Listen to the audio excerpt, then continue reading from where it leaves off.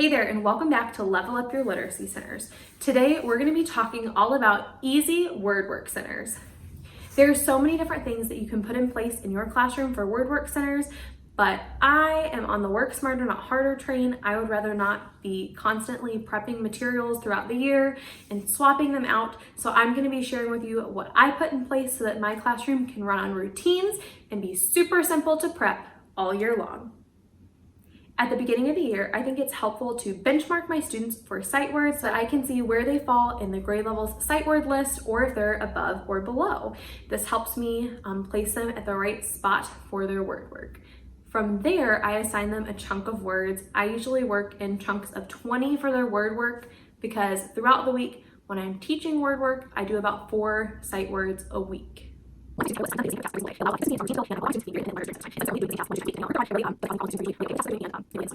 students do the same type of tasks most of the year as they work through at least the grade level list, and this works really well in my classroom. Students will visit each center 1 to 2 times a week depending on what leveled group they're in, and it establishes really strong consistency and routine and builds us independent learners. And because they aren't visiting every single center every single day, it really doesn't seem to get old. They know what their job is and they're good at completing it and really learning those words. Here's what my students are completing when they visit those centers.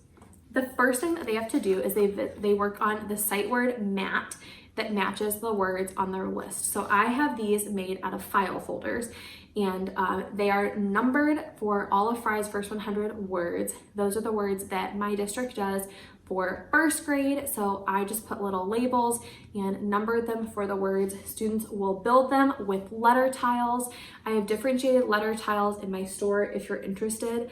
The differentiated just means that there are versions with just letters, and there are also versions with pictures as well. This is helpful if you're using them at small group too, because then you can use them to prompt letter sounds as you're building out words, and they're great for the early finisher task too. So students build the word on their mat, they trace it and write it, and then they say the word and practice tapping it out on the keyboard. So this is a great way for them to be multisensory and practice the word several different ways. When they're all done with all of their mats, if I have iPads at the station, then they know to take a picture of the mats they completed and submit it on Seesaw. Otherwise, they just erase it because they know they're doing this task 1 or 2 times a week, so they're practicing those words. When students are done with their whole word work center, if they have extra time left, we have some early finisher activities. When they're done with word work, a typical early finisher would be to take their letter tiles, which are in a box like this, and build out some words that are on our anchor chart.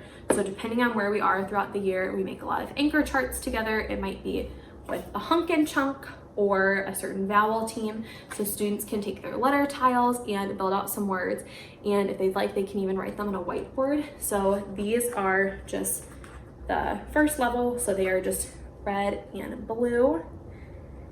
The other level of letter tiles has pictures on them so that they can practice matching up those sounds.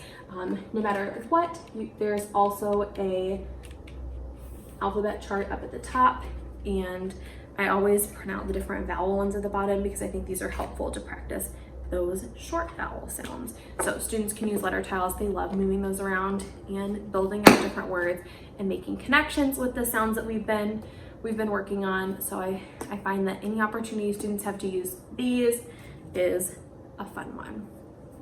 So like I said, they have different choices for when they're finished with their centers, but that's one that's a popular one, being able to go on some kind of word hunt or build with the letter tiles. I try to keep my word work centers pretty simple and consistent so that students can build that routine and independence as they're working through their sight words or certain phonics skills throughout the school year. I always find that it's great to have that routine established so that my students can work independently and really maximize their word work time while I'm teaching small groups and they are working hard on those skills. Thanks so much for watching. Be sure to give me a thumbs up, subscribe, and leave a comment to let me know what you do for the word work centers in your classroom. See you next week so we can keep on leveling up your literacy centers.